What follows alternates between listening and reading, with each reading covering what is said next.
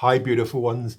Today I'm going to do something slightly different. Today I'm going to be doing my very first Spotlight On series of tutorials. These will be a series of in-depth tutorials whereby I explain to you the ins and outs of each cosmetic ingredient we're using. Sometimes I'll be talking about more exotic ingredients and more difficult to find items, but today's subject is going to be salicylic acid, guys, because it is so popular and does so much for the skin. And stick around towards the end of the tutorial where I'm going to be teaching you guys how to make this.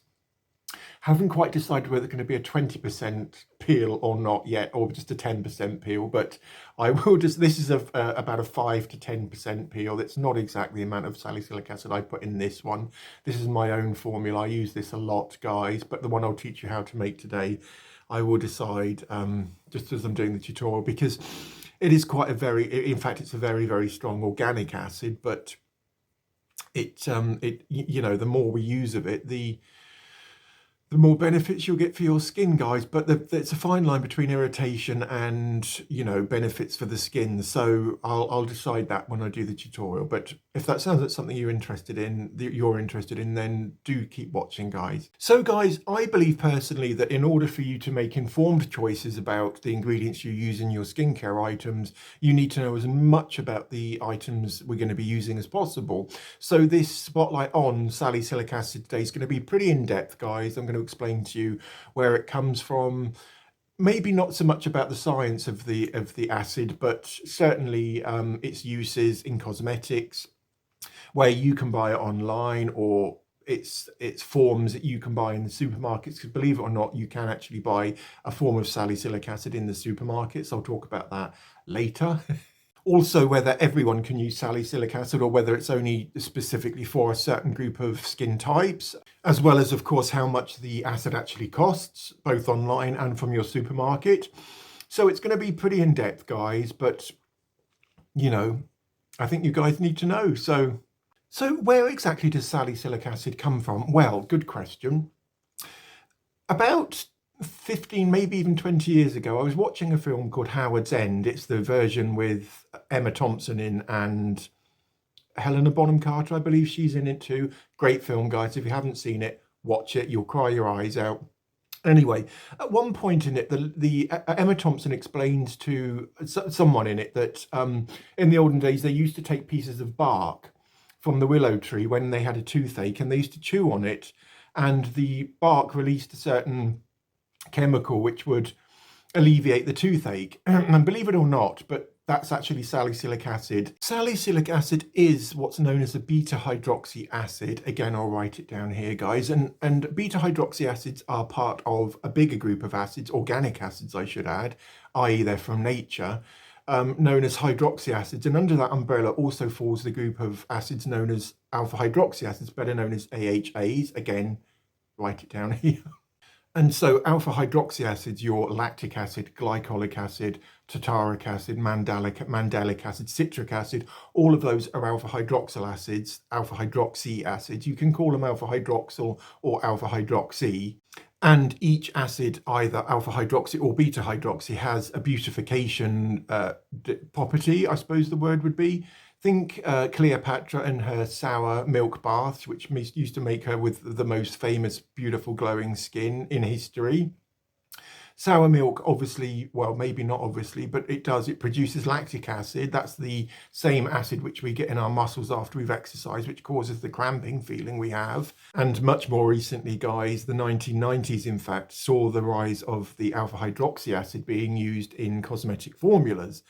I believe it might have been Estee Lauder who first championed the use of alpha hydroxyl acids in a skincare formulation in their now famous Fruition formula, which became incredibly popular in the beauty world and very famous worldwide. And obviously smaller brands caught on to the popularity of Fruition, started incorporating alpha hydroxyl acid or alpha hydroxy acids into their formulas, and the rest is history, I suppose. So we have talked about what alpha hydroxy acids are, and now I'll talk about what beta hydroxy acids do. There are only two, I believe, beta hydroxyl acids. You've got carnitine and salicylic acid. So what makes this group of acids, these organic acids, so effective in skincare? Well, it is their ability to melt the glue which holds dead skin cells together.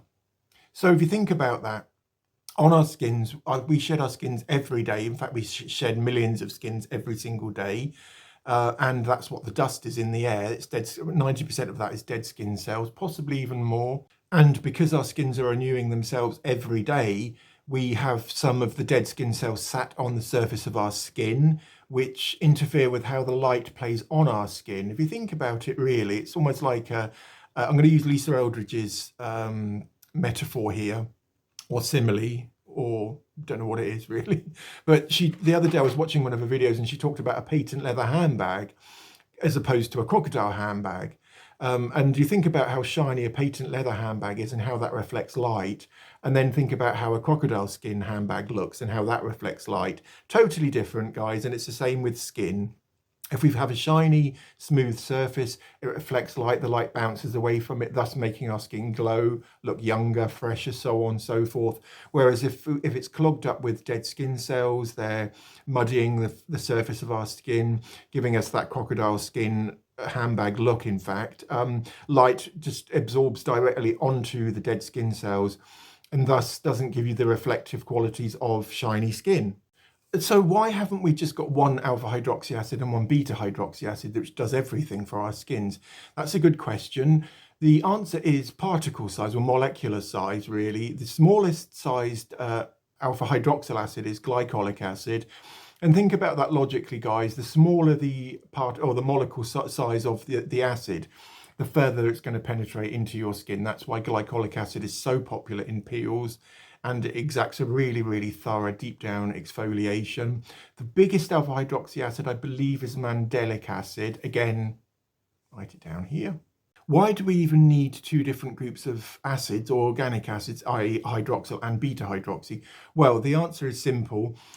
Alpha hydroxy acids are water soluble, whereas beta hydroxy acids are oil soluble. So lactic acid, glycolic acid, etc., we can use those in a water solution and they will dissolve readily, whereas something like this, my own salicylic acid peel, I've had to use alcohol in this. I could have used oil, but you know, it is a peel, and I'm trying to eliminate spots or unclog blackheads and stuff like that. So using oil in a formulation where you're trying to unclog blocked pores is not really the best option. So in the peel I've made here, and the peel I'm going to show you guys how to make today, you'll need alcohol, guys, and I'll show you a good source of alcohol in a minute. For a long, long time, guys, salicylic acid has been one of the most popular and main ingredients in anti-acne medications. You know those little pads you used to get? One of the side was soft and the other side had like a textured crisscross pattern to it. And you just used to, they were soaked, weren't they? And they came in a little pot. You got 50 or something for £5 or something like that, and you just applied, you took a pad out, they were soaked, and you applied them onto your skin, let your skin, basically I'm trying to say that they had salicylic acid in them. Some of them had benzoyl peroxide in, which isn't the nicest ingredient because that bleaches clothes, it bleaches facial hair, whereas salicylic acid doesn't. And these pre-soaked pads would typically have around 1.5% to 2% salicylic acid in them. Salicylic acid, obviously, because it's a very, very small molecule, it's one of the smallest hydroxy acids that exists, is able to penetrate far deeper into the pore, and because it's oil soluble, it works its magic deep down in the pore, unclogging pores, releasing built up oil, you know, the stuff which causes spots. That's a whole different video, guys. And so after the explosion of the popularity of alpha hydroxy acids in the 1990s, they sort of waned off until possibly around 10 years ago, and now salicylic acid is in basically everything.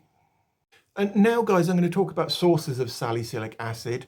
As I said at the start of this tutorial, you can actually buy salicylic acid in your supermarket, believe it or not, or local pharmacy, in the form of aspirin. Dispersible aspirin is a wonderful form of salicylic acid because it's been fused, the molecule of salicylic acid has been fused with acetic acid, which is, in other words, vinegar. And you know, occasionally when you have a box of old aspirin and it's gone off and it gets that slightly vinegary, rancidy sort of smell, that's the salicylic acid and the acetic acid molecule dissociating, so they're breaking apart, and that's why you can smell vinegar. FYI. But aspirin is a wonderful source of salicylic acid, guys, and because it has been fused with the molecule of acetic acid, it makes it far, far, far more gentle on our skin, guys. And what happens is when the aspirin, or the acetyl salicylic acid as it's called, again, down here, when the acetyl salicylic acid touches your skin, there are certain enzymes within your skin which break apart the molecule of vinegar and salicylic acid, and thus takes the salicylic acid out of the aspirin molecule and then uses it however it wants to.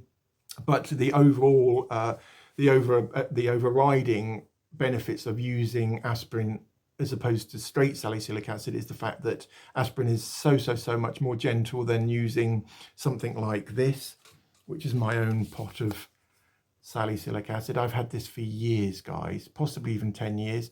And because it's antibacterial, not many of the alpha hydroxy acids are antibacterial, but salicylic acid is one of those. It will never go off, guys. So there I've demonstrated that, you can buy salicylic acid anywhere. As long as you can buy aspirin, you've got salicylic acid in your hand. I tend to use aspirin quite a lot in a lot of my formulas because of the accessibility of it for you guys. I've always got you in mind at home. I know some of you haven't got the money to go buying stuff like pure salicylic acid, and thus aspirin is a cheap alternative and it's an excellent source. Which skin types can use salicylic acid? Well, obviously oily skin, because the molecule is penetrating further into the pore, thus exfoliating and unclogging the clogged pores, as I said before, thus preventing breakouts.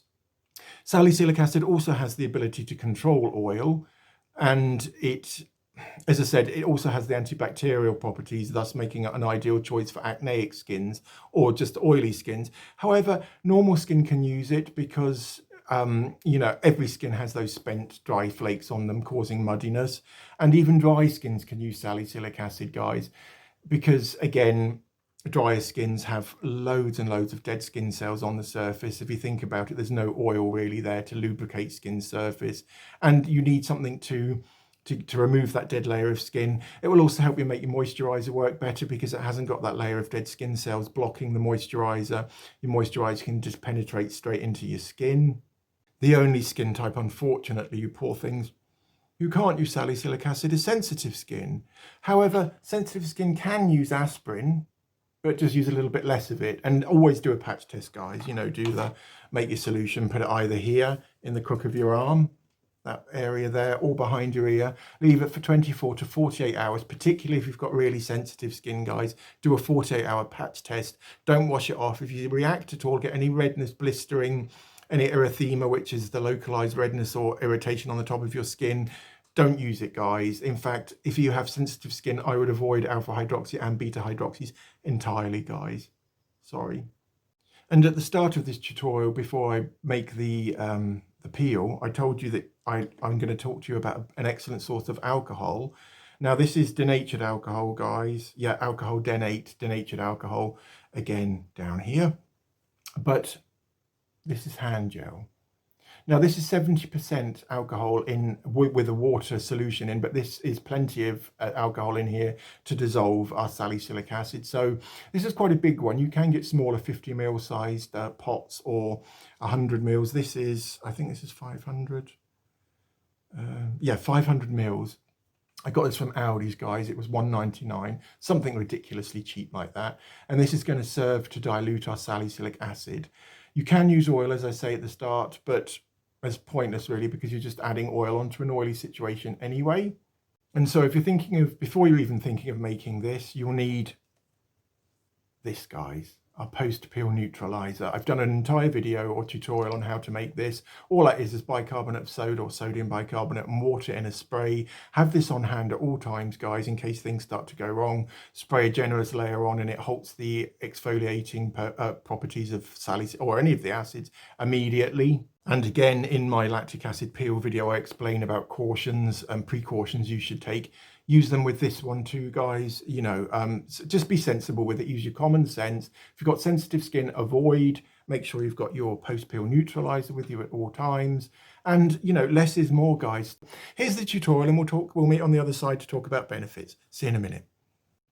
Right, guys, here's how you make your 5% salicylic acid peel. So we'll need a pot of salicylic acid powder, a bottle of alcoholic hand gel, that's 70% alcohol, an empty bottle to put the peel into once we've finished,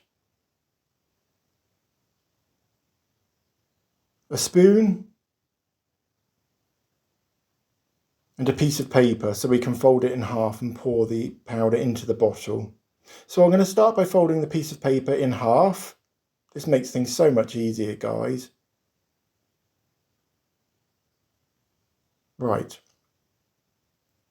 So take the lid off your bottle and open up your bottle of salicylic acid powder.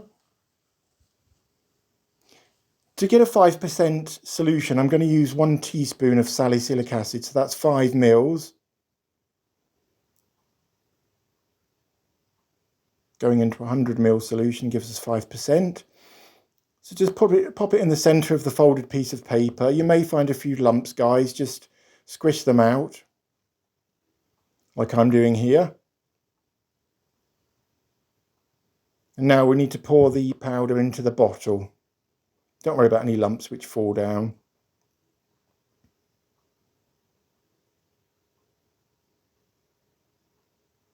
That's it, that's all in there now. Right.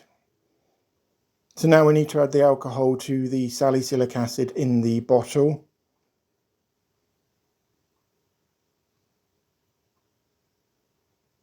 I got that bottle of hand gel from Aldi. I think it was £1.99 for 500 mils. It's an excellent source of alcohol, guys. It really, really is.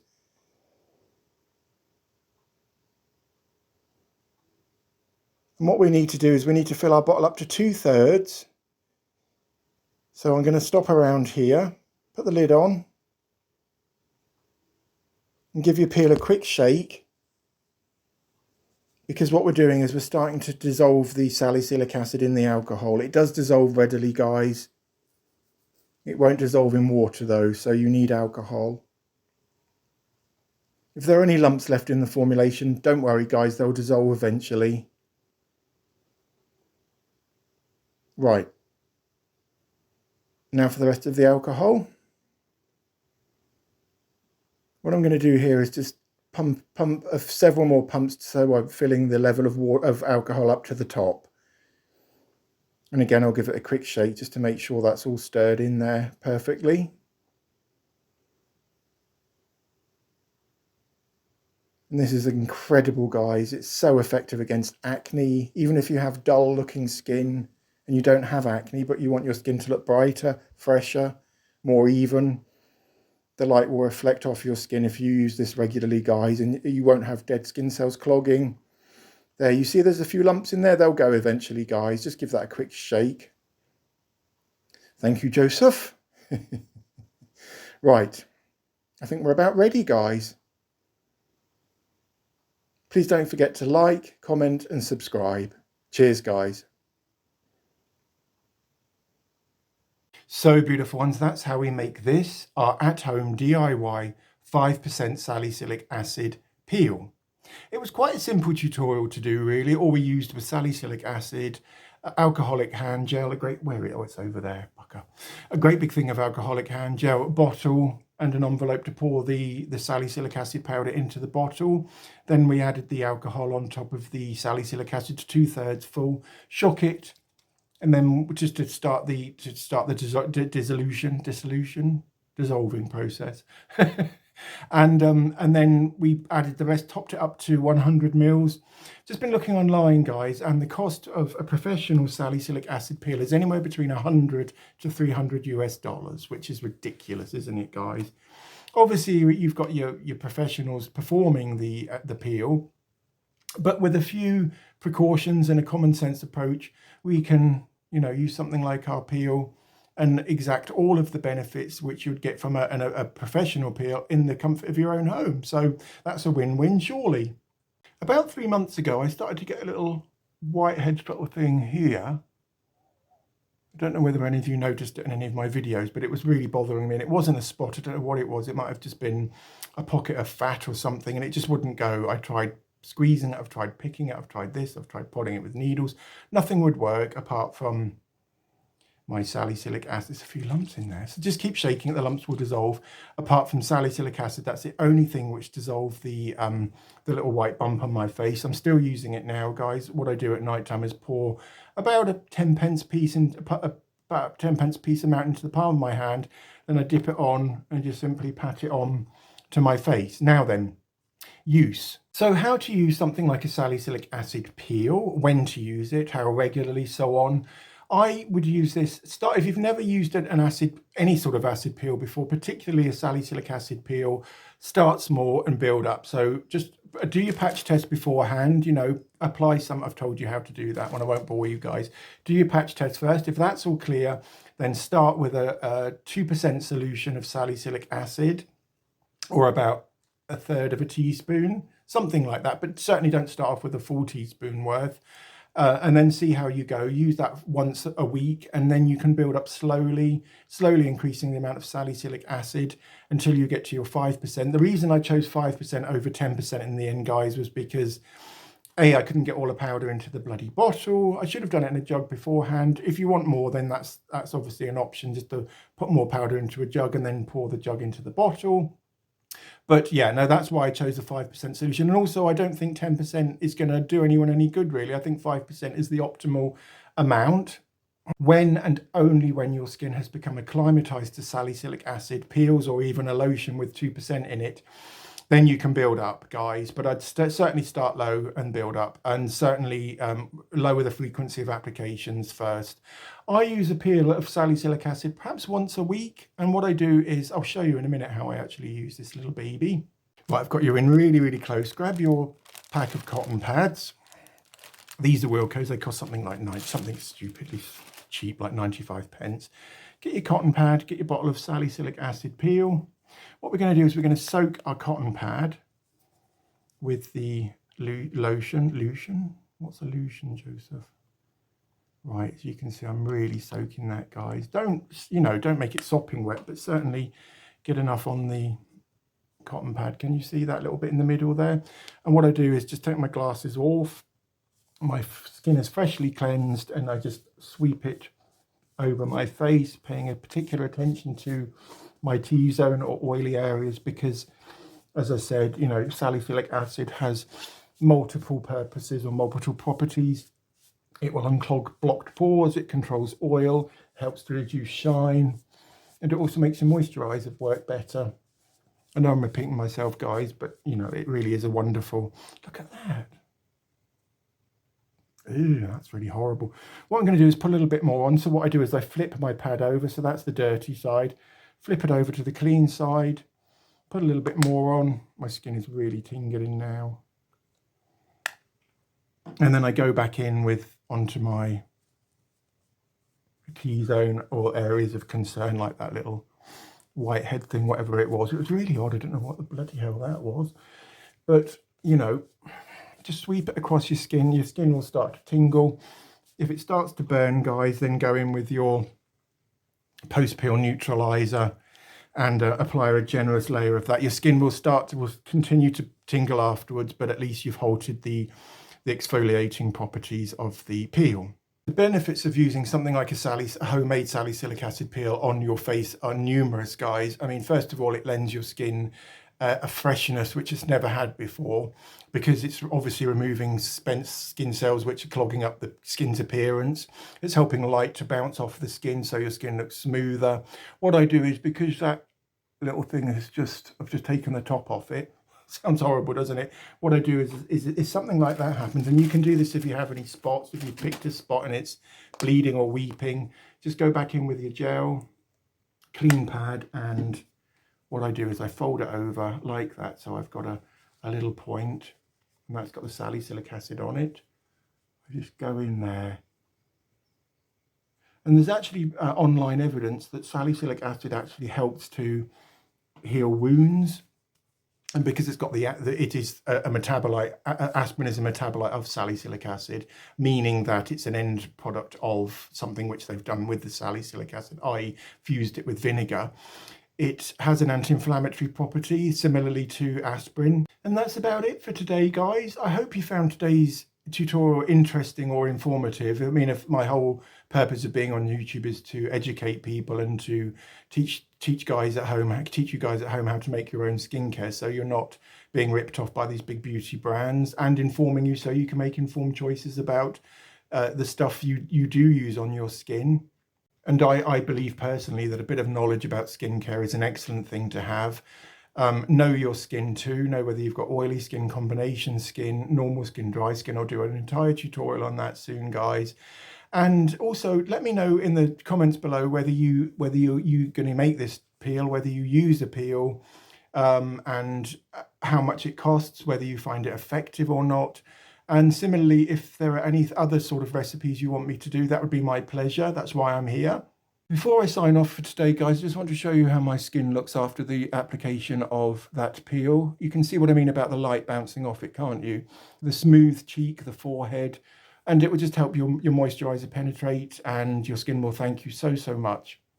Right, beautiful ones, that's me off now, guys. I hope you enjoyed today's video. Please give it a thumbs up if you did. Leave a comment and I will reply. And also don't forget to subscribe so you stay abreast of when I'm releasing new videos. All right, guys, have a wonderful weekend. See you soon. Take care. Lots of love. Bye.